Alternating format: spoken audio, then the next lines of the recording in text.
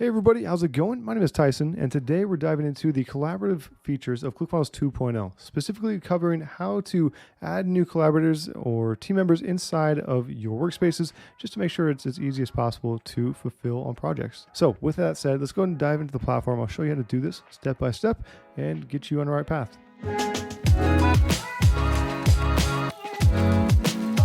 Okay, we're currently inside of ClickFunnels 2.0, and I'm starting off on my dashboard. From here, let's go ahead and click on Settings in the bottommost left-hand side of the screen. From there, it's going to load up our general settings, but right below that, we see the option for Collaborators. Click on that directly, and from here, just go ahead and click on Add New Collaborator in the right-hand side of the screen. There we go.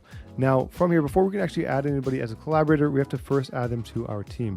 So right here, there's actually an option to do on the same page. Click on Add New right next to the team member. From here, you'll enter in your team member's email address, their first name and last name, and click on Create.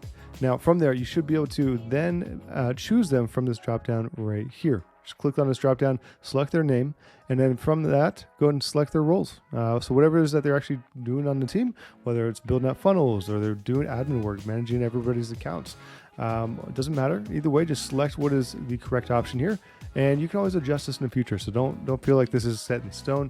In this case, if you want to leave it as reader, that's totally fine.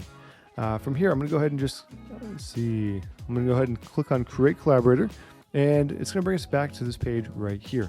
Now, if you want to get more information on different roles inside of the platform and what does what, just click on the drop down here under the roles tab, and you'll see that there's a bunch of information here regarding each of the roles, just so you can get a better breakdown of what it is that each one can, maintain or access on their side. This is definitely going to help out with clarifying that for you.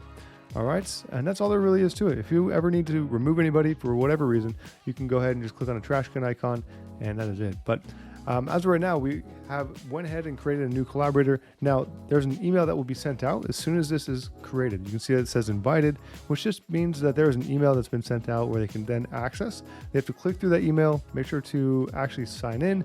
They create their own account, everything like that. It's not connected to your account in any way. You don't have to give them your password or your username. They can create their own on their side. All right, and once they accept, they're good to go. They can access whatever part of the platform that you have given them access to.